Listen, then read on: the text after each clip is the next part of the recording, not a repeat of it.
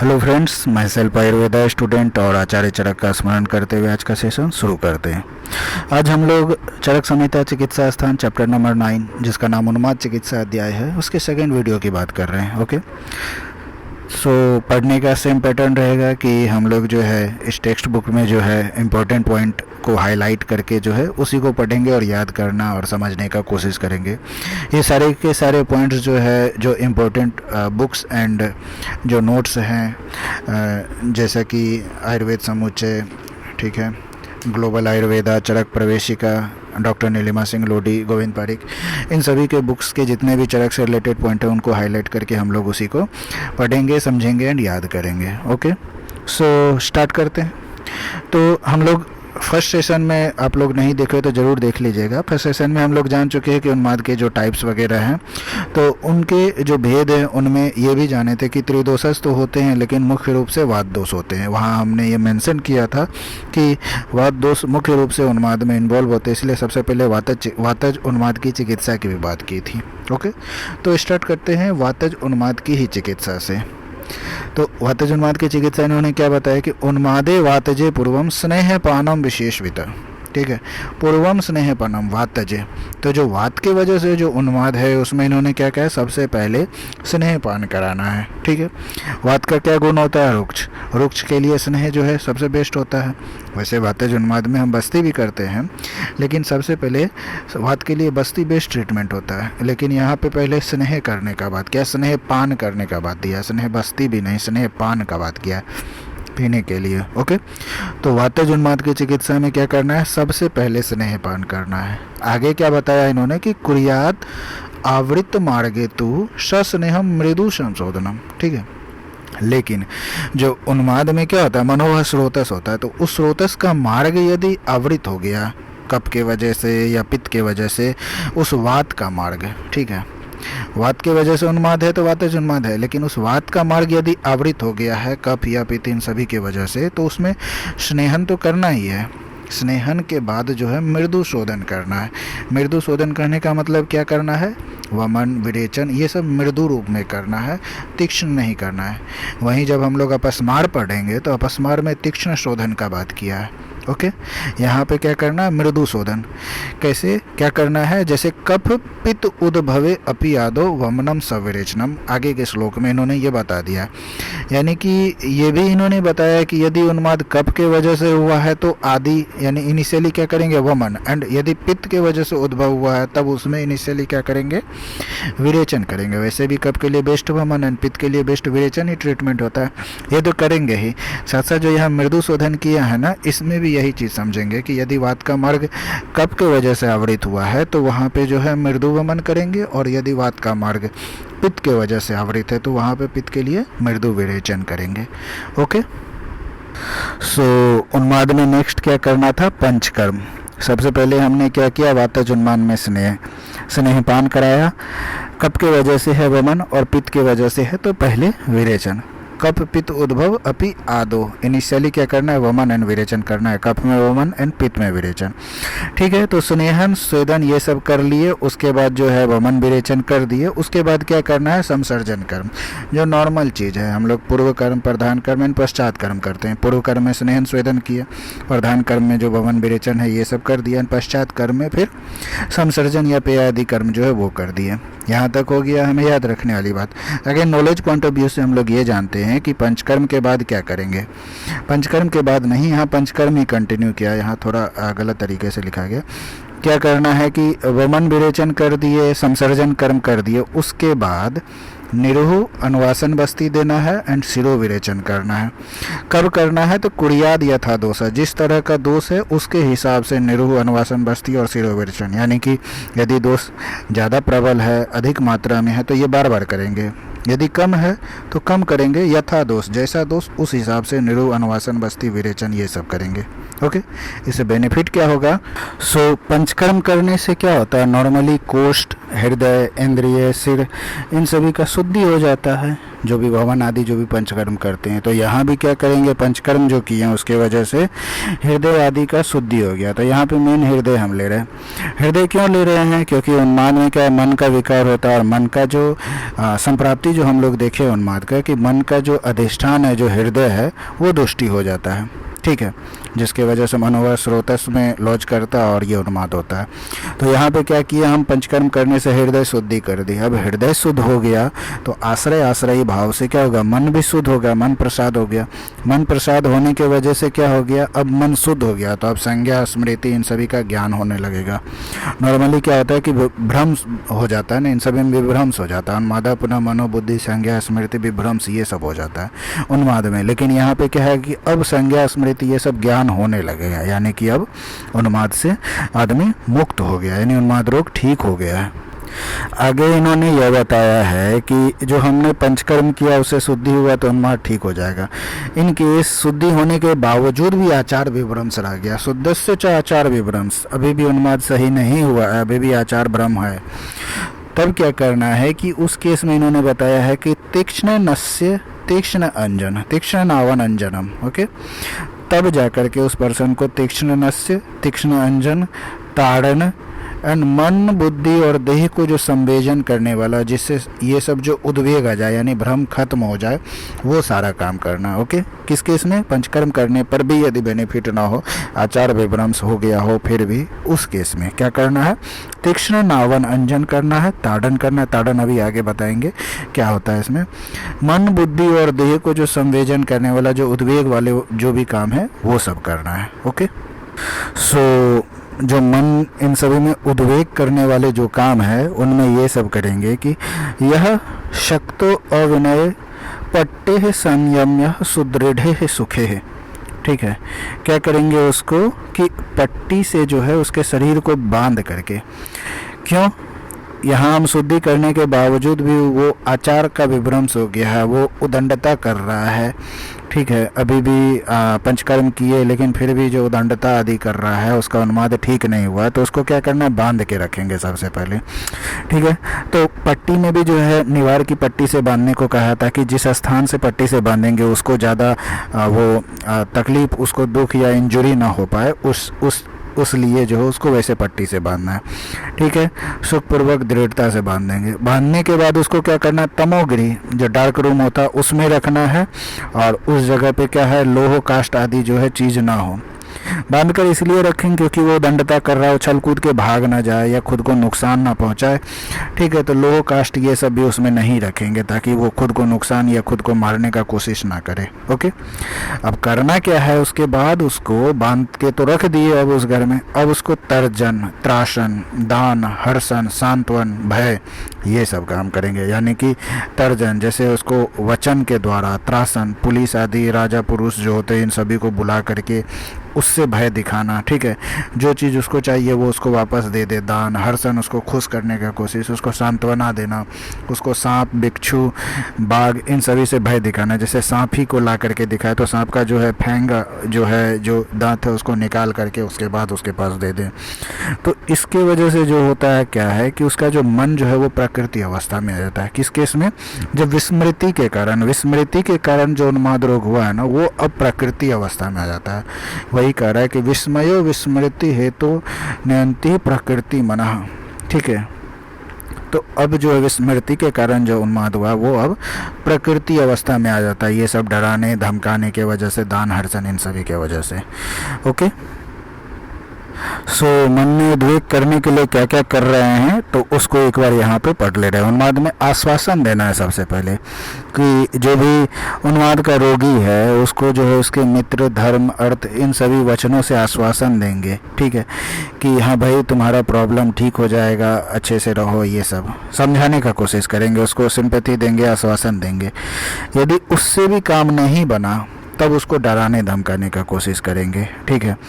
Means ऐसा कहेंगे कि उसके मन पे जो है अचानक आघात पहुँचे, ताकि उसका भ्रम खत्म हो, उद्वेग हो, यानी उन्माद खत्म हो। ऐसे बोल देंगे मन पे आघात करने के लिए कि भाई तुम्हारा पुत्र मर गया, तुम्हारा धन नष्ट हो गया, ऐसे वचन बोलेंगे। आश्चर्य उत्पन्न करने वाले कार्य, जैसे कुछ इंद्रजालिक कार्य है, कुछ ऐसा स्ट्रक्चर, क्रिएटिविटी, वो सब दिखाएंगे, ताकि उसको आश्चर्य हो। वो मन का भ्रम खत्म करना है, मेनली भ्रम ही खत्म करना है ना उन्माद। तो ये सब करके जो है उसको उद्वेग लाना है उसके मन में, ठीक है, जिससे उन्माद नष्ट हो। इसके अलावा और भी है कि बद्धम सरसत तैलाक्तम नसेद उत्तान आतपे कपि कछवा अथवा तप्त लोहे तैल जले स्पृश्यते, ठीक है। क्या क्या करेंगे, बद्धम बांध देंगे उसको, और उसके बाद बांधने के बाद उसके शरीर पे सरसप मस्टर्ड ऑयल जो है वो लगा करके उसको, और उसके बाद जो उत्तान लेटा देंगे, कहाँ पे, तेज धूप में, आतप, ठीक है। और उसके बाद जो है उसके शरीर पे कपि कच्छू जो होता है, कपि कच्छू के बाद जो मुकुनापुरी राटा, इससे बहुत ज़्यादा इचिंग होता है, वो लगा देंगे उसके शरीर पे, जिससे क्या होगा कि उसको बहुत ज़्यादा इचिंग होने लगे शरीर में। एक तो सरसों तेल लगा के धूप में लेटा दिए हैं उसको उतान, और उसके ऊपर से उसको केवाच का फल, ये कभी कच्छू लगा दिए, या फिर और भी उससे भी ज़्यादा क्या, तप्त लोहा को गर्म करके उसके शरीर पे देकर उसको टॉर्चर कर रहे हैं, या फिर गर्म तेल से या गर्म पानी से उसको स्पर्श कराएंगे। ये सब इसलिए कर रहे हैं ताकि जो है उसके मन में उद्वेग उत्पन्न हो, ठीक है, जिसकी वजह से जो भ्रम है वो खत्म हो, बॉडी का जो कष्ट हो, शरीर पे कष्ट होने की वजह से जो मन का भ्रम खत्म होगा। ये इंटेंशन से जो है ये सारा काम कर रहे हैं, ठीक है। इससे उन्माद क्या होगा, उसका नष्ट हो जाएगा। इसके अलावा क्या कर सकते हैं, ताड़न करना है उद्वेग खत्म करने के लिए। तो ताड़न में करते क्या है कि इसको पर्सन को जो है बांध देते हैं शरीर को, ठीक है, और उसके बाद उसको कोड़े से मारते हैं, ठीक है। कोड़े से मारने के बाद उसको जो एकांत कमरे में बंद कर देते हैं, ठीक है। इससे क्या होता है कि उसका जो विभ्रांत मन शांत हो जाता है। कहते नहीं है मार के डर से भूत भी भाग जाता है, तो वही काम कर रहे हैं। इसका जो मन जो अशांत हो गया है, भ्रम में आ गया है, उस मन को जो है अब शांत करना है, तो उसको बांध बूंद के बड़ी मार मारेंगे और उसके बाद जो कमरे में बंद कर देंगे, तो उसका मन जो है अब जो भ्रम जो है उससे शांत हो जाएगा, ऐसा इनका मानना है। ओके, सो इसके अलावा और क्या कहा है इन्होंने कि उन्माद में भय, उसको डराना है। कैसे डराना है, अभी हमने कहा था कि सांप आदि के द्वारा, तो सांप का जो है दांत निकाल दिए हैं, ठीक है, या फिर जो पालतू शेर है, हाथी है, उसके सामने में ला दिया जाए, तो क्या होगा कि मौत का भय होगा ना, कि हाँ भाई ये सांप मुझे डस लेगा, मैं मर जाऊंगा, या फिर शेर खा जाएगा, या फिर हाथी से कुचला जाएगा, तो उसमें क्या होगा, उसको प्राण का भय होगा, ठीक है। इसके अलावा उसको ये कर सकते हैं कि जो राजपुरुष हैं, ठीक है, इनके द्वारा जो है उसको वहाँ पे, राजपुरुष इन द सेंस कि अभी के समय में पुलिस वगैरह हो गए, तो उनको जो है उनके द्वारा ये बोला जाएगा कि राजा का आज्ञा है, या फिर तुम्हें कि मार दिया जाए, या फिर तुम्हें फांसी की सज़ा हो गई। तो इन सभी केस में उसको क्या होगा कि उसको भय हो जाएगी कि अब मुझे मृत्यु मिलेगी, मैं मर जाऊँगा, ठीक है। तो उसके वजह से जो उसका मन भ्रम में है ना, वो भ्रम से बाहर निकलेगा और उन्माद रोग दूर होगा। इसीलिए यहाँ बताया कि उन्माद में ये जो ताड़न आदि, जो ताड़न है, भय है, त्रासन है, ये सब क्यों करते हैं, तो देह दुखेभ्यो ही परम प्राणाभ्यम स्मृतम। जो देह का दुख है, जो शरीर का तकलीफ है, वो प्राण के तकलीफ से बढ़ के तो नहीं होता है। वहाँ पे सबसे ज़्यादा दुखद क्या होता है, प्राण जाना, ठीक है। तो प्राण का भय जो है शारीरिक अन्य दुखकारी भय से जो है बहुत अधिक भय वाला होता है कि भाई मरने वाला है। उसके अलावा उसके सामने में जो छोटा मोटा चोट, खरोच या हाथ पैर कटना, ये मायने थोड़े ही रखता है। ऐसे ही मन का जो भ्रम है वो भी प्राण के सामने में, प्राण जाने के भय के सामने में मायने नहीं रखता है, ठीक है। तो इसकी वजह से क्या होता है कि जैसे ही उन्माद के रोगी को दिमाग में ये बात आ गया कि अब मेरी मृत्यु हो जाएगी, तो उस समय उसके मन का जो भ्रम दूर हो जाएगा और मन जो है शांत हो जाएगा और उन्माद रोग से मुक्त हो जाएगा। इसलिए ये सारा काम करने को कहा है। सो ताड़न आदि का तो प्रयोग बता दिया वहाँ पे, साथ साथ ये भी इन्होंने बताया है कि जो भूत की वजह से जो उन्माद होते हैं, जो कि हम लोग फर्स्ट सेशन में देख लिए हैं, इसी चैप्टर के फर्स्ट वीडियो में 8 तरह के भूतोन्माद होते हैं, देव, ऋषि, पितृ, गंधर्व, इन सभी के वजह से। तो उसमें जो ये ताड़न आदि जो है नहीं करने का है, ताड़न या तीक्ष्णंजन, तीक्ष्ण से, ये सब उसमें जो है नहीं करना, उसमें वर्जन बताया है, ठीक है। तो देव, ऋषि, पितृ, गंधर्व, उन्मत्तस्य तु बुद्धिमान, यानी कि देव ग्रह, ऋषि ग्रह, पितृग्रह, गंधर्व, इन सभी जो 8 तरह के जो है भूत उन्माद हैं, उनमें क्या करना है कि वर्जिएद अंजन आदिनी तीक्ष्णानी, यानी कि तीक्ष्ण अंजन, तीक्ष्ण नस्य वर्जन है, उसमें नहीं करना है। साथ साथ क्रूर कर्म वही भय, ताड़न, त्रासन, ये सब जो है उसमें नहीं करना है। ओके, तो भूत उन्माद में ये सारा काम नहीं करना है। तो उसमें करना क्या है कि सर्पी पान, ठीक है, जो भी सर्पी पान वगैरह है, जो वातेज उन्माद के चिकित्सा में हम लोग पढ़े सबसे पहले, ये सारा करना है। तस्य मृदु भेषज आचरित, सर्पी पान करना है और उसके बाद जो है मृदु भेषज का प्रयोग करना है। ठीक है, जो भी औषध है वो मृदु वीर्य वाले हो, उसका प्रयोग करना है, वो भी तीक्ष्ण नहीं होना चाहिए भूत उन्माद में। और क्या करना है इसमें, तो पूजा, बलि, उपहार, मंत्र, अंजन विधि, यानी जो भी आप देव व्यापाश्रय चिकित्सा है ना, मंत्र, औषध, मणि, मंगल, बलि, उपहार, होम, नियम वगैरह सब, तो ये सब करना है भूत उन्माद में। ओके, तो भूत उन्माद में क्या करना है, तारण आदि जो क्रूर कर्म है, तीक्ष्ण अंजन, तीक्ष्ण नशे, ये सब नहीं करना है। इसको करना क्या है, तो इसके चिकित्सा में सिर्फ सर्पी पान कराना है और उसके बाद जो मृदु भेषज देना है, अंत जो है मंत्र वाला जो औषध है वो देना है। देव व्यापाश्रय चिकित्सा इसको सिंपल भाषा में कहे तो वो करना है। ओके, सो आगंतुज उन्माद या भूत उन्माद में क्या करना है कि देव व्यापाश्रय चिकित्सा करना है, मंत्र, औषध, मणि, मंगल, बलि, उपहार, होम, नियम, ये सब जो बलि, अभिमंगल, ये सब करना। ओके, और क्या इन्होंने बताया कि भूतानाम अधिपम देव ईश्वरम जगतः प्रभुन पूजयन, जो भूतों के अधिपति, जो देवता, जो ईश्वर, जिसको पूरे जगत पूजा करते हैं, वैसे प्रभु है, उनकी पूजा करना है, जिनको यहाँ पे इन्होंने शंकर जी कहा है। ठीक है, तो क्या है कि हिंदू मैथोलॉजी के अकॉर्डिंग जो है आप शंकर जी की या रुद्र की पूजा कीजिए। ऐसे ही अलग अलग रिलीजन वाले जो अपने जो भी धर्म है उनके देवी देवता जो भी है उनकी पूजा कीजिए, ये कहने का मतलब है। ठीक है, तो सावधानी पूर्वक जो उन्माद रोगी, जो भूतों के अधिपति, राजा, संसार के स्वामी, ईश्वर, जो देव शंकर जी है, उनकी पूजा करना है, तो उन्माद के भय को वो जीत लेता है। ये हो गया देव व्यापाश्रय चिकित्सा। उसी में आगे जो है उनके बारे में कहा कि रुद्रस्य प्रमथा नाम गणा लोके चरंती ये तेषाम पूजाम च कुर्वाण। ठीक है, जो रुद्र यानी कि शिव भगवान, जो शंकर जी है, उनके जो गण है जिनका नाम प्रमथा है, ठीक है, नाम याद रखना, प्रमथा नाम का गण है। ठीक है, वो जो पूरे संसार में घूमते फिरते रहते हैं, उनकी पूजा करना है। तो ओवरऑल जो है भूत उन्माद है, उसमें जो है ताड़न आदि कर्म नहीं करना है, उसको क्या करना है, सर्पी पान कराना है और मृदु भेषज देना है और देव व्यापाश्रय चिकित्सा कराना है। तो ओवरऑल जो है अभी एक और श्लोक आएगा, उसमें कंपाइल करेंगे कि उसमें करना क्या।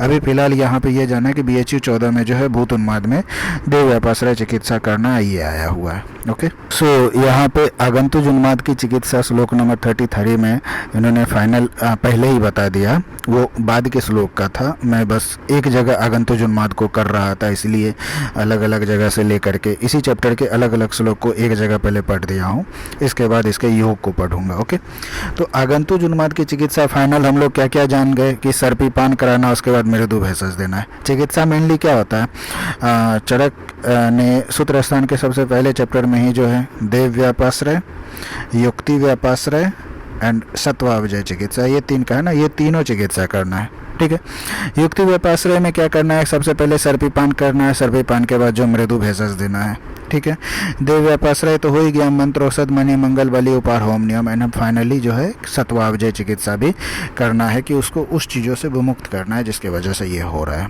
ओके, तो ये हो गया आगंतुज उन्माद की चिकित्सा या भूत उन्माद की चिकित्सा। इससे पहले वातेज उन्माद की चिकित्सा भी हम लोग देख लिए। अब जो है चिकित्सीय योग जो है क्या क्या है वो पढ़ने जाते हैं।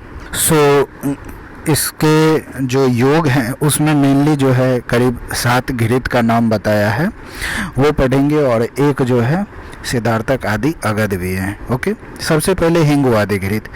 वो घृत पढ़ने से पहले हम लोग घृत पाक के बारे में जान लेते हैं। भैषज कल्पना में आप लोग पढ़ चुके हैं ऑलरेडी कि घृत पाक में क्या क्या चीज़ होता है। 3 चीज़ होता है, एक कल्क होता है, दूसरा स्नेह होता है, एंड तीसरा होता है द्रव, लिक्विड मीडिया, जिसमें स्नेह का जो है हमेशा 4 टाइम्स जो होता है द्रव लेते हैं। लाइक कल के लिए 1 रेशियो में एंड स्नेह 4 रेशियो में लिए तो द्रव क्या होगा, 4 का 4 टाइम्स 16। यदि 6 लिए तो ये 24। ठीक है, यदि 8 लिए तो ये 32।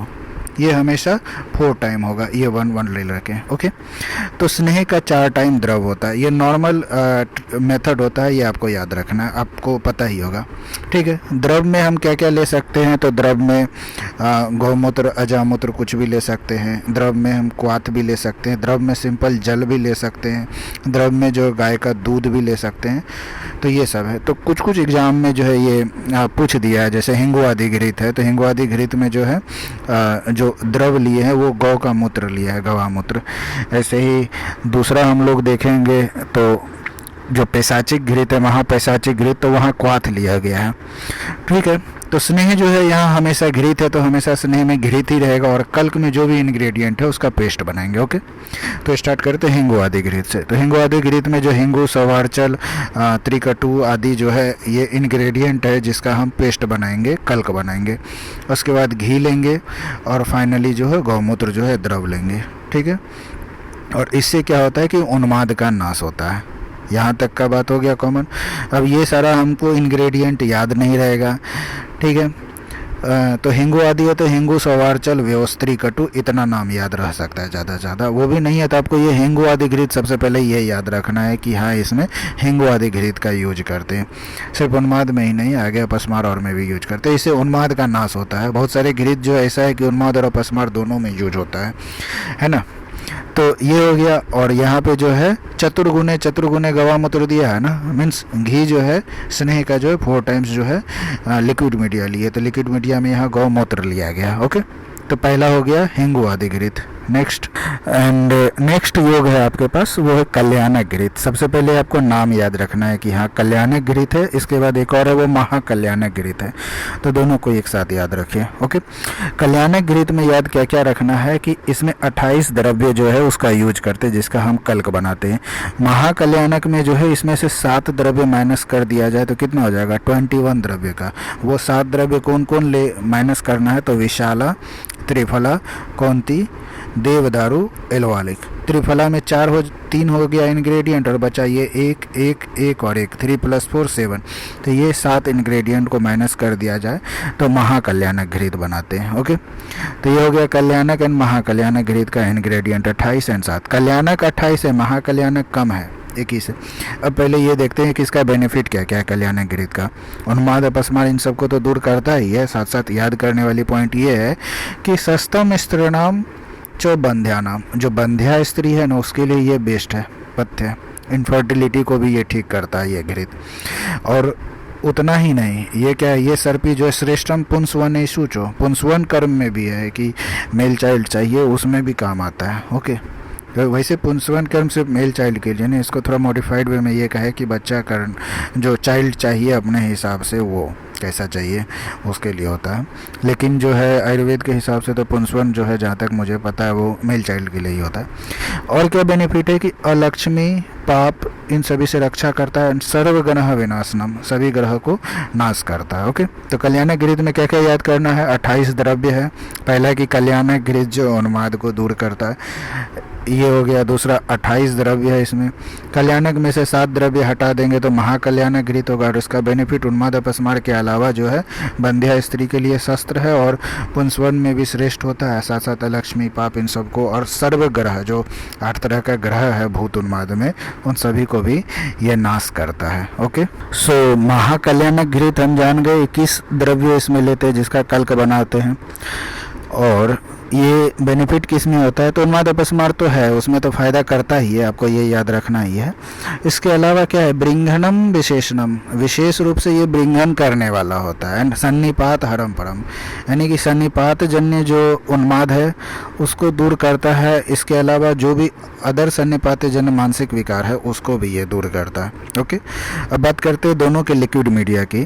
तो जो कल्याणक घृत है उसमें जो लिक्विड मीडिया जो द्रव है उसमें जल लिया गया है, जबकि इसमें जो है क्षीर लिया है। सर्पी, गरिष्ठी, क्षीरे, चतुर्गुणम। चतुर्गुणा तो हमेशा लिक्विड मीडिया ले ही रहे हैं सर्पी का, तो वो तो वहीं पे क्लियर हो गया। अब यहाँ पे जो लिक्विड मीडिया जो है गाय का दूध लिए हैं महाकल्याणक घृत में, जबकि कल्याणक में क्या लिए हैं, जल लिए हैं। ओके, नेक्स्ट महापैशाचिक घृत। इसमें क्या क्या याद करना है? सबसे पहले कि ये उन्माद, अपस्मार, इन सभी में जो है महापैशाचिक घृत का यूज करते हैं। पहला पॉइंट, महापैशाचिक घृत नाम ही याद करना है, नाम याद हो जाएगा। उसके बाद आपको क्या याद करना है कि महापैशाचिक नाम घृत एतद यथा अमृतम। ये घृत जो है, महापैशाच नाम का जो घृत है वो अमृत के समान होता है, यथा अमृत, अमृत के जैसा होता है।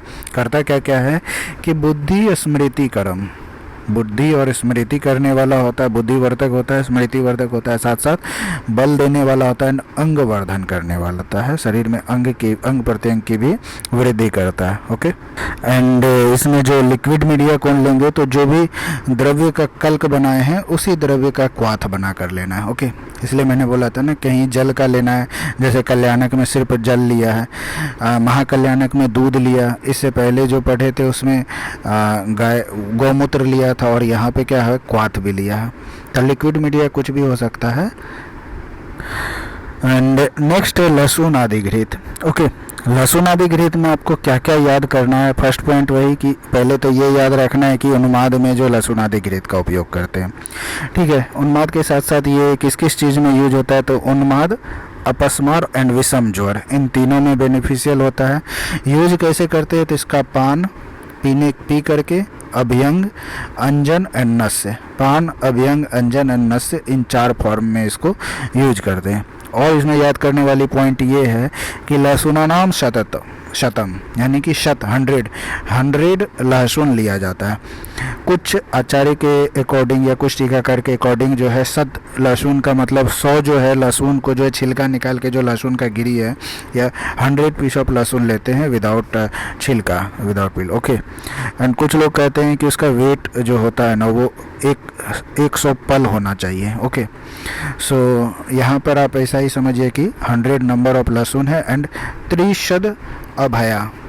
ओके, 3 टाइम्स 1 यानी कि 3 गुना 100, 300 जो है अभया लेना है। तो लहसुन आदि घृत में लहसुन 100 एंड अभया जो है 300 लेना है, ये भी याद करना। लहसुन आदि घृत उन्माद एंड अपस्मार दोनों में लेते हैं, मेनली यहाँ उन्माद में दिया। एंड लहसुन से एक लहसुन क्षीर भी है जिसको हम वातज गुल में पढ़े थे, वहाँ पे यूज किया जाता है।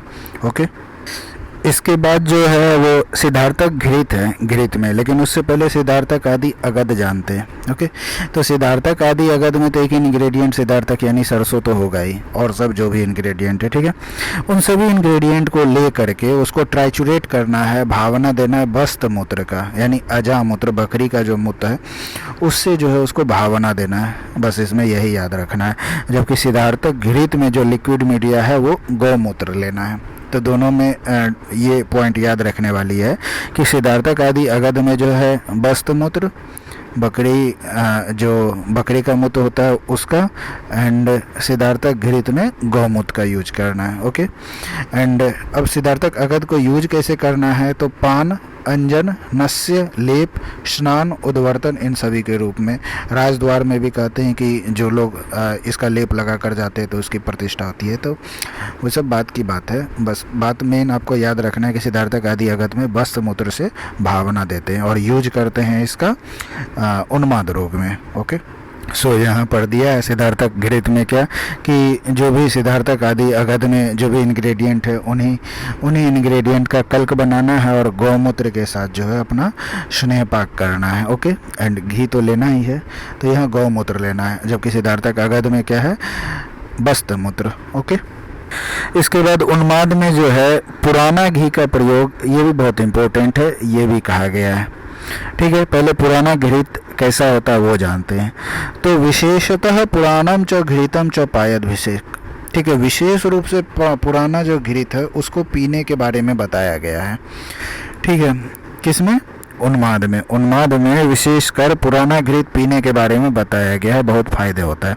करता क्या है कि त्रिदोषनम, ये पुराना घृत जो है तीनों दोष को नाश करता है, पवित्र होता है। एंड विशेषाद ग्रह नाशनम, जो भूतज ग्रह, जो भूत उन्माद में जो 8 तरह के ग्रह है उसको विशेष करके ये नाश करता है। ओके, एंड ये जो पान करते हैं तो पीने में उसका स्वाद कैसा होता है? तो वो कटु एंड तिक्त। ठीक है, स्वाद कटु एंड तिक्त। पुराना घृत में क्या क्या याद करना है? कटु एंड तिक्त स्वाद होता है। त्रिदोष नाशक होता है और विशेष करके ग्रह नाशक होता है। सो इसको जो विशेष करके उन्माद के रोग में इसको पिया जाता है। Okay okay. सो पुराना घृत तो हो गया। अब पुराना घृत में भी क्लासिफिकेशन है कि पुरान है, प्रपुरान है, ऐसे करके।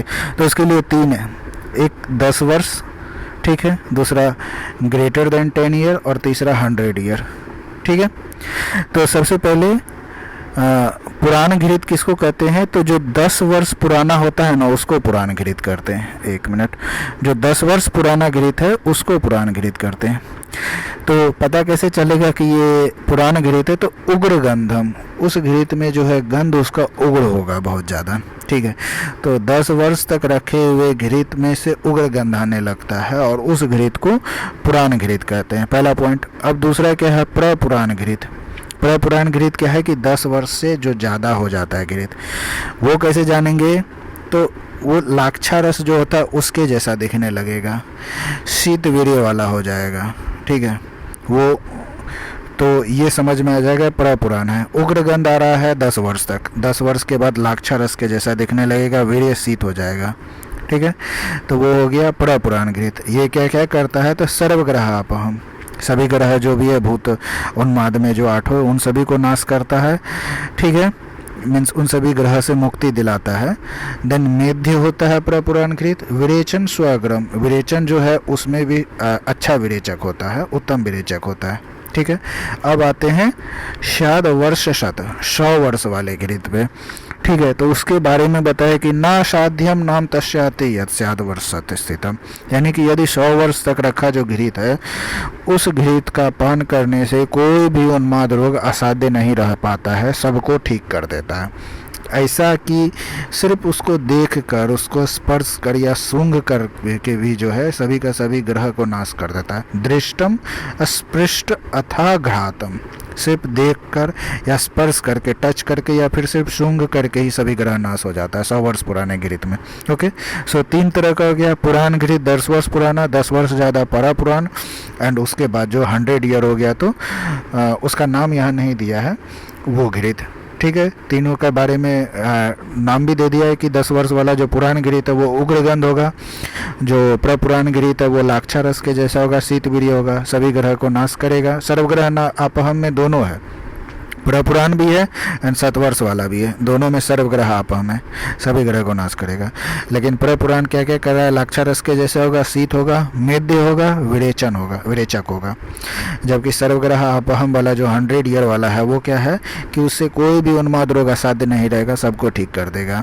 ठीक है, उसको देख कर, उसको टच करके, उसको सूंघ करके भी जो है सब नाश हो जाएगा। साथ साथ 100 वर्ष वाले में एक और पॉइंट है कि अपस्मार ग्रह उन्मादवतम सस्तम विशेषता, यानी कि अपस्मार और ग्रह उन्माद जो है उसमें विशेष करके ये बहुत ही ज़्यादा बेनिफिशियल है। यहाँ उन्माद नहीं कर रहे हैं, अपस्मार उन्माद में भी मेनली ग्रह उन्माद के बारे में कर रहा है, भूत उन्माद के बारे में। सो अपस्मार एंड भूत उन्माद, इसमें जो 100 वर्ष पुराना घृत है वो खास करके बेनिफिशियल होता है। ओके, सो घृत के बारे में भाव प्रकाश का भी जो पॉइंट विमर्श में है वो भी देख लेते हैं।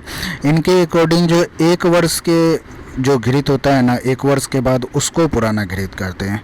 ठीक है, 1 वर्ष से 10 वर्ष तक, एंड 10 वर्ष से 100 वर्ष तक जो घृत है वो प्रपुरान। चरक के अकॉर्डिंग क्या है? 10 वर्ष तक के घृत को पुरान, 10 वर्ष के बाद प्रपुरान। तो 10 वर्ष तक का घृत जो है वो ऐसा नहीं कि आज से लेके 10 वर्ष तक, 1 साल के बाद और 10 साल तक का घृत जो है वो पुराना है। एंड 10 वर्ष के बाद कब तक? तो कब तक में जो है ये डेडलाइन 100 वर्ष तक दिया, तो 100 वर्ष तक है तो वो प्रपुरान। एंड 100 के बाद कब तक? 1100 वर्ष तक तब है, तो उसका नाम उन्होंने नहीं दिया ना, वो कुंभ सर्पी है। ठीक है, एंड 1100 वर्ष के बाद जो महाघृत कहते हैं। ठीक है, घृत जितना पुराना होता है उतना ज़्यादा गुणकारक होता है। तो प्रैक्टिकली तो ये सब दिखना तो इम्पॉसिबल सही है, रेयर केस में ही कहीं मिल गया तो मिल गया। 1100 पुराना साल पुराना घृत कहाँ से मिलेगा? सो घृत का योग हम लोग देख लिए, पुराना घृत के बारे में जान गए। अब पित्तज उन्माद में भी जो है कुछ योग है वो बताया इन्होंने। पित्तज उन्माद में क्या है? पैतिकेतु प्रशस्तते तिक्तकम जीवनियम च सर्पे, 2 घृत इन्होंने बताया, एक तिक्तक घृत और दूसरा जीवनीय घृत। सर्पी मीन्स घृत हुआ ना, तो तिक्तक घृत एंड जीवनीय घृत। ठीक है, देन स्नेह च मिश्र का, जो मिश्रक स्नेह है उसका प्रयोग करने, एंड शीत मधुर एंड मृदु ऐसे अन्न और पान का सेवन करने को होता है। वैसे ही पित्त में क्या उष्णता होता है ना, तो मधुर तिक्त का सह पित्त सामक होता है, सो तिक्तक घृत हो गया, मधुर रस वाला, मृदु एंड शीत, शीत भी जो उष्ण को कम करेगा, तो शीत मधुर मृदु ऐसे अन्न और पान, तो शीतल मधुर और मृदु अन्न पान का सेवन। तो ये हो गए आपको पित्तज उन्माद में क्या क्या करना वो। उसके बाद जो उन्माद में हम लोग शिरा मोक्षण के बारे में बताया, तो शिरा मोक्षण या रक्त मोक्षण एक तरह से हुआ, तो कहाँ करना है, तो उसका लोकेशन इन्होंने बताया कि शंख के शांत संधो, ठीक है, ये मान के चलिए फेस हो गया, ये टेम्पोरल रीजन हो गया, ये बाल का जो हेयर का रीजन है, केस का रीजन, तो ये हो गया आपका शंख प्रदेश, और ये हुआ केस का अंत जहाँ होता है, ठीक है, तो केस का अंत जहाँ होता है वो हो गया केशांत, एंड ये हो गया शंख और ये हो गया केशांत। तो इन दोनों का जो संधि वाला रीजन है ना, ये रीजन, इसमें कह रहा है शिरा वेधन करना, यहाँ से ब्लड को बाहर निकालना है। तो कहाँ से करना है, शंख केशांत संधो उन्माद में, इस संधि वाले रीजन में शिरा वेधन करके जो है रक्त को बाहर निकालना है। इससे क्या होगा कि उन्माद, विषम ज्वर, अपस्मार, ये सब का सब जो है ठीक हो जाएगा। ओके, एंड उन्माद में घी और मांस का प्रयोग भी इन्होंने बताया है। सो घृत एंड मांस का प्रयोग में इन्होंने क्या क्या बताया कि घृत मांस वे तृप्तम, यानी कि घी मेनली पुराना घी और मांस, उसको जो तृप्ति तक मीन्स भरपेट खिला देना। उसके बाद क्या है कि निवात स्थाप्यते सुखम, निवात स्थान जहाँ पे बहुत तेज हवा या धूप नहीं आ रहा हो वैसे स्थान पे क्या करना है, उसको सुला देना है, ठीक है, भरपेट खिलाना है और सुला देना है। क्या क्या खिलाना है, घी और मांस खिला करके निवात स्थान में सुला देना। उससे क्या होगा कि त्यक्तवा मति स्मृति भ्रंशम, जो उसकी जो मति है, उसकी जो स्मृति में जो भ्रंश हो गया था, उस जो भी भ्रंश आ गया था जिसकी वजह से उन्माद हुआ, उसको त्याग देगा, वो ठीक हो जाएगा। यानी कि वो त्याग देगा तो क्या होगा कि उसको संज्ञा लाभ होगा। अब संज्ञा लाभ होने लगेगा, चीज़ों को परसीव करने लगेगा सही से, यानी भ्रम दूर हो जाएगा, तो क्या होगा, उन्माद से मुक्ति मिल गया। तो यही है कि उन्माद में घी और मांस का प्रयोग। और एक जगह अभी आप पढ़ोगे इसके बाद, अच्छा मैं इसी के बाद जस्ट वहीं दिखा देता हूँ कि मांस वहाँ प्रयोग नहीं करना है। सो इस श्लोक में इन्होंने क्या बताया कि निवृत्त जो मांस मध्य है, इन सभी से जो निवृत्त रहता है, ठीक है, जो व्यक्ति मांस मदिरा ये सब सेवन नहीं करता है, ठीक है, इसके साथ साथ जो विरुद्ध भोजन भी नहीं करता है, कार्य में सावधानी बरतता है, सदा पवित्र रहता है, मन बलवान है, लेकिन क्या है कि मांस जो है सेवन नहीं करता है, उनको निज या आगंतुज उन्माद नहीं होता है। कहने का क्या मतलब हुआ कि जो मांस सेवन नहीं करता है उसको उन्माद नहीं होता है, मतलब कि मांस सेवन करता है तो उन्माद होता है, यही हुआ ना इनडायरेक्टली, यही लिखा है विमर्श में इन्होंने। किसका तात्पर्य यह है कि मांस सेवन उन्माद का कारण हुआ। लेकिन अभी हम चिकित्सा में देखें कि मांस और घृत वाला जो सेवन है, घृत मांस तृप्तम जो है, इससे क्या है कि उन्माद ठीक होता है। तो ये बेसिकली क्या है कि ये विपरीतार्थकारी चिकित्सा में आता है। चिकित्सा दो तरह का आता है ना, एक तो विपरीतार्थक, हेतु विपरीतार्थक, ये सब जो अलग अलग तरह के जो 18 जो भेद हुए थे, तो उसमें ये विपरीतार्थक चिकित्सा है कि पहला पॉइंट ये है कि यदि हम मांस सेवन नहीं करेंगे तो उन्माद नहीं होगा। दूसरा, यदि उन्माद हो गया तो उस केस में जो है हमको घी और मांस के साथ जो है सेवन कराना होगा, तब जाकर के उन्माद जो है वो ठीक हो जाएगा। ओके, यही विपरीतार्थक चिकित्सा है। ओके, यही मैं दिखाना चाह रहा था।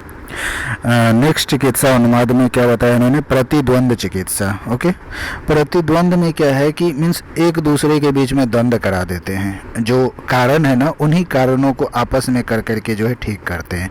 जैसे कि उन्माद जो है काम, शोक, भय, क्रोध, हर्ष, ईर्ष्या, लोभ, इन सभी की वजह से होता है, ठीक है।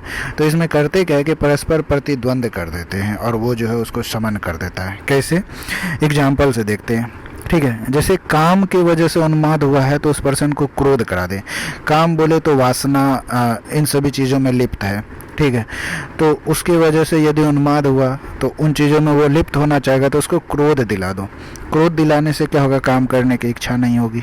ऐसे ही यदि क्रोध की वजह से उन्माद हुआ है तो क्या करना है, इसका उल्टा काम काम चीज़ों में लिप्त डाल दो तो क्रोध शांत हो जाएगा।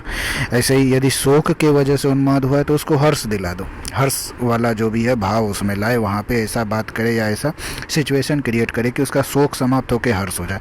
हालांकि शोक के वजह से भी उन्माद होता है, हर्ष के वजह से भी उन्माद होता है, लेकिन यदि शोक के वजह से हुआ है तो वहाँ हर्ष उत्पन्न कर दें, हर्ष के वजह से हुआ है तो फिर शोक दे देंगे। ऐसे ही ईर्ष्या के वजह से हुआ है तो लोभ दे देंगे, लोभ के वजह से हुआ है तो ईर्ष्या ला देंगे। तो क्या है कि ये आपस में जो द्वंद्व करता रहता है, प्रतिद्वंद्व चिकित्सा है। ठीक है, ये तो हुआ सिंगल। अब इसी में जो है दो तीन को मिला करके, ठीक है, जैसे भय शोक से हुआ है तो ईर्ष्या लोभ से हुआ है तो उसमें भय काम क्रोध को या भय शोक से चिंता शांत करना है। तो ये सारे के सारे प्रतिद्वंद चिकित्सा में आते हैं। तो ये BHU 14 में जो है ये आया हुआ है। ओके, एंड नेक्स्ट ये भी इम्पोर्टेंट है कि उन्माद और अपस्मार में जो है चिकित्सा साम्य सिमिलरिटी करने को क्या, दोनों में सेम चिकित्सा कह रहा है इन्होंने।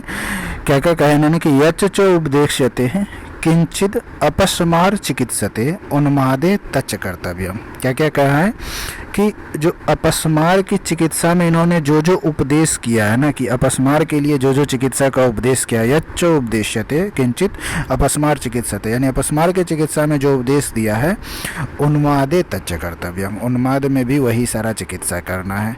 ऐसा क्यों करना है कि अपस्मार का जो चिकित्सा है वही चिकित्सा उन्माद में भी करना है? उसके पीछे कारण है सामान्याद हेतु दुष्य हो। ठीक है, दोनों का जो है दुष्टि जो है सेम है, दोनों में जो है ये दुष्टि जो है हृदय जो है मन का स्थान दोनों में दुष्ट होता है, दोनों में मन हुआ स्रोतस विशेष होता है। ठीक है, चाहे उन्माद हो या अपस्मार हो। इसीलिए जो अपस्मार में चिकित्सा करना है वो सारा चिकित्सा उन्माद में भी करना है, खास करके जो भूतोज उन्माद है उसमें करके। ओके, तो यही हो गया इन दोनों में सिमिलरिटी के बारे में। ओके, क्योंकि आगंतुज उन्माद में भी जो है ना प्रज्ञा अपराध के कारण होता है, ये बताया। अपस्मार में भी यही सब चीज़ आता है। ओके, सो फाइनल चिकित्सा कर दिए तो अब वो पुरुष जो है उन्माद से मुक्त हो गया तो उसका क्या लक्षण है, ये इम्पोर्टेंट श्लोक है। तो प्रसाद च इंद्रिय अर्थानाम बुद्धि आत्मा मनसाम तथा, क्या क्या चीज़ है? इंद्रिय के अर्थ, बुद्धि, आत्मा और मन, इन सभी का प्रसाद, इन सभी का प्रसन्नता होगा। यानी कि उस व्यक्ति का इंद्रिय का अर्थ, बुद्धि, आत्मा, मन, ये सब में प्रसन्नता ऐसा पता चलेगा उनके हाव भाव से, बातचीत से। साथ साथ जो है धातु है, धातु नाम प्रकृति स्थूम, जो धातु है वो प्रकृति अवस्था में आ जाएगा। तो ये सब देख करके क्या लगेगा कि वो पर्सन जो है उन्माद से विगत हो गया, उन्माद से मुक्त हो गया। ये उन्माद मुक्ति का लक्षण है। ओके, सो इसके बाद हम लोग रिवाइज कर लेते हैं आज जो सब पढ़े हैं। उससे पहले एक बार जो है उन्माद में जितने भी योग हुए हैं उनको जो है उन सारे घृत को एक जगह जो है हमने जो ट्रिक बनाया वो बता रहा हूँ। इसके अलावा आप तो खुद से याद भी कर सकते हो एंड खुद के भी ट्रिक बना सकते हो। ठीक है, तो इसमें ये है कि हिंग एंड लहसुन, ठीक है, दो चीज़ याद रखना है। हिंग एंड लहसुन से क्या करना है? गौमूत्र में सिद्ध करना है, जो भी फॉर्मुलेशन बनाएंगे उन्माद के लिए। तो हिंग एंड लहसुन से गौमूत्र में सिद्ध करो तो वो क्या करेगा? पिशाच का कल्याण होगा उससे। ठीक है, बस यही याद रखना है कि हिंग एंड लहसुन से गौमूत्र में सिद्ध करो, पिशाच का कल्याण होगा। अब इससे क्या क्या याद होगा? तो पिशाच नहीं, महापिशाच का कल्याण होगा, इतना पावरफुल है। तो हिंग एंड लहसुन से सिद्ध करो, महापिशाच का कल्याण होगा। हिंग से हिंग आदि घृत, लहसुन से लहसुन आदि घृत एंड द्वितीय लहसुन आदि घृत। सिद्ध से सिद्धार्थक घृत एंड एक सिद्धार्थक अगध भी है। ठीक है, तो गौमूत्र में सिद्ध करने का बात किया है ना, तो यहाँ पे जो ये तीन घृत है, हिंगो आदि, लहसुन आदि घृत एंड सिद्धार्थक घृत, इन सभी में जो लिक्विड मीडिया गौमूत्र ही है।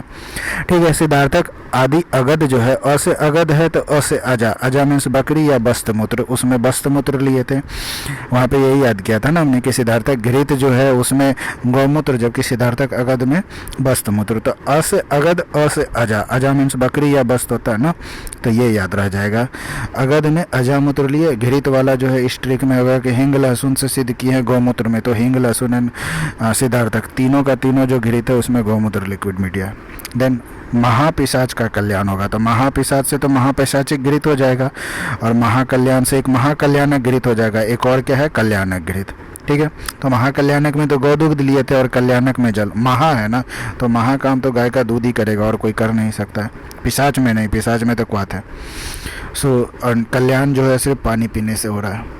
तो इतना सारा जो है घृत का योग है, आप इस ट्रिक से याद कर सकते हो।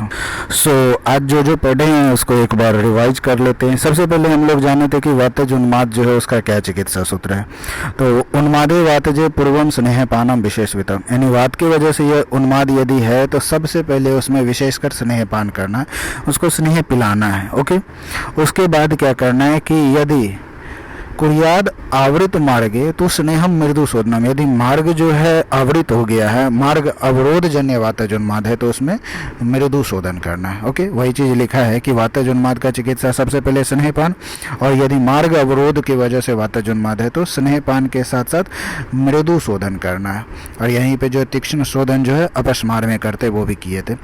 नेक्स्ट कफज उन्माद है तो उसमें क्या करना है, पहले वमन, और पित्तज उन्माद है तो उसमें पहले विरेचन का प्रयोग करना है। ओके, उसके बाद ये देखे थे कि पंचकर्म करना है, और पंचकर्म करने के बावजूद भी यदि आचार विभ्रंश हुआ, ठीक है, उस केस में क्या करना था, तो उस केस में तीक्ष्ण अंजन और तीक्ष्ण नश्य ये देना था। देन ताड़न और मनोबुद्धि देह, इनको जो संवेदन करने वाला, जो उद्वेग लाने वाला प्रयोग है वो करना था। तो उद्वेग में क्या क्या किए थे कि रुग्ण को बांध कर जो है तमोगृह अंधेरे कोठी में रखना था, उसके बाद जो वहाँ से लकड़ी काष्ठ ये सब हटा लेना था ताकि खुद को नुकसान ना पहुँचाए। देन तर्जन, त्रासन, दान, हर्षण, सांत्वना, भय, विस्मय ये सब प्रयोग करना था। भय आदि ये सब प्रयोग क्यों किए थे, ताकि इसके वजह से जो उसका मन का भ्रम दूर हो, क्योंकि मौत सामने दिखेगा तो मन का भ्रम निकल ही जाएगा। ओके, नेक्स्ट त्रासन चिकित्सा में हम लोग क्या किए थे कि उसको बांध करके उसके शरीर पर सरसप तेल लगा करके उसको धूप में लेटा दिए थे, और उसके बाद जो उसके शरीर पे कपी कच्छू या फिर गर्म लोहा, गर्म तेल, गर्म जल ये सब से स्पर्श करवाए थे।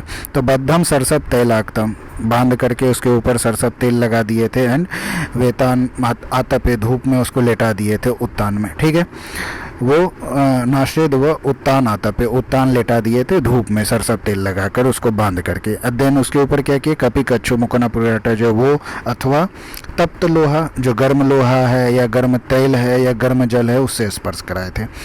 ठीक है, और क्या किए थे, ताड़न में, ये तो कष्ट देना, ताड़न में क्या किए थे, कसाभिस्ता ताड़ित्वा व सुबदनम बिजने गृह, यानी कि इसको जो है क्या किए थे, कसाब जो है कोड़ा जो होता है, कोड़ा से उसको मारते हैं ना बांधने के बाद, पहले बांध देते हैं उसको अच्छे से, और उसके बाद जो कोड़े से मारते हैं, मारने के बाद जो उसको एकांत कमरे में बंद कर देते हैं, जिसके वजह से उसका विभ्रांत जो है वो शांत हो जाता था।